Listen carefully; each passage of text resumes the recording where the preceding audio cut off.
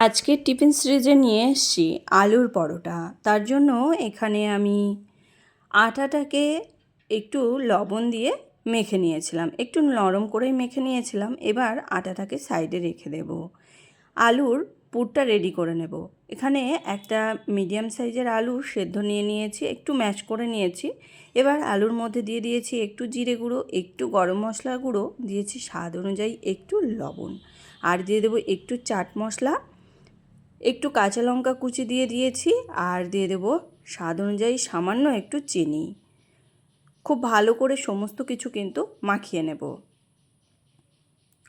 সমস্ত কিছু খুব ভালো করে কিন্তু মাখিয়ে নিয়েছি। এবার আলু মাখাটাও কিন্তু সাইডে রেখে দেব। রেখে দিয়ে এবার আটাটাকে আমি একটু লেচি কেটে নেব। খুব বেশি বড় লেচি কিন্তু করব না, আবার খুব বেশি ছোটও কিন্তু করব না। মিডিয়াম সাইজের আটার লেচি আমি এখান থেকে বার করে নেব। এখানে আমি যতটা পরিমাণ আটা নিয়ে নিয়েছি, এর থেকে আমার 3টে লেচি বেরিয়েছে। এখানে আমি এবার একটা লেচিকে নিয়ে হাতের সাহায্যে একটু বাটির মতন শেপ দিয়ে নেব। এর মধ্যে আমি একটা আলুর পুর দিয়ে দিয়েছি, খুব ভালো করে মুখটাকে কিন্তু আটকে নেব। এইভাবেই আমি সমস্ত আলুর পুরগুলোকে আটার মধ্যে একটু ভরে নেব। দেখুন এখানে আমি সমস্ত আটার পুরগুলোকে আলুর পুরগুলোকে আটার মধ্যে ভরে নিয়েছি। এবার পরোটাগুলো বেলে নেব। তার জন্য এখানে আমি কিচেন স্ল্যাপের উপরে একটু আটা ছড়িয়ে দিয়েছি। এবার প্রথমেই আটাটাকে একটু ভালো করে মাখিয়ে নেব। মাখিয়ে নিয়ে খুব ভালো করে একটু বেলে নেব। বেলবার সময় কিন্তু খুব বেশি চেপে বেলা যাবে না, বেললে পুরটা সাইড দিয়ে বেরিয়ে আসবে। সেক্ষেত্রে আমরা হালকা হাতে একটু বেলে নেব। দেখুন এখানে আমি একটা পরোটা বেলে নিয়েছি, খুব বেশি কিন্তু পাতলা করিনি, আবার খুব বেশি কিন্তু মোটাও রাখিনি। পরোটাটাকে ছেঁকে নেব। তার জন্য ওভেনে একটা তাওয়া বসিয়ে দিয়েছি, তাতে আমি পরোটাটাকে দিয়ে দিয়েছি। এর মধ্যে আমি হাফ চামচের মতো ঘি দিয়ে একটু উপর থেকে ছড়িয়ে দেব। আর পরোটা কিন্তু ঘিয়ে না ভাজলে ভালো লাগে না খেতে, সেই কারণে এখানে উপর থেকে সামান্য একটু ঘি দিয়ে দিয়েছি।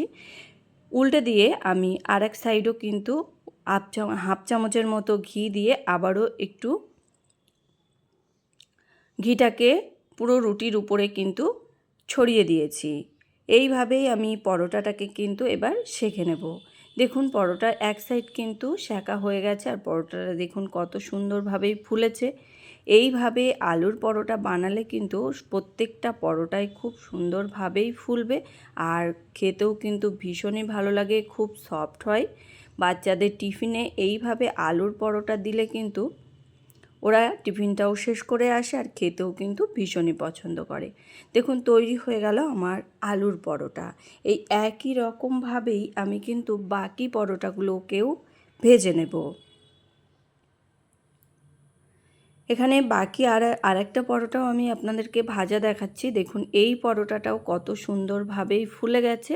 উপর থেকে আমি আবারও একটু ঘি ছড়িয়ে দিয়েছি, দিয়ে এই পরোটাটাকেও কিন্তু একই রকমভাবেই একটু লালচে করেই ভেজে নিয়েছি। আর পরোটাটা আজ কিন্তু আমি আটা দিয়েই বানিয়েছি, তবে আপনারা চাইলে কিন্তু ময়দা দিয়েও বানাতে পারেন। তৈরি হয়ে গেল আমাদের হেলদি ব্রেকফাস্ট কিংবা হেলদি টিফিন। এটা আপনারা বাচ্চাদের টিফিনে কিন্তু অনায়াসে দিতে পারেন। কেমন লাগলো টিফিন আইডিয়াটা অবশ্যই কিন্তু কমেন্ট করে জানাবেন।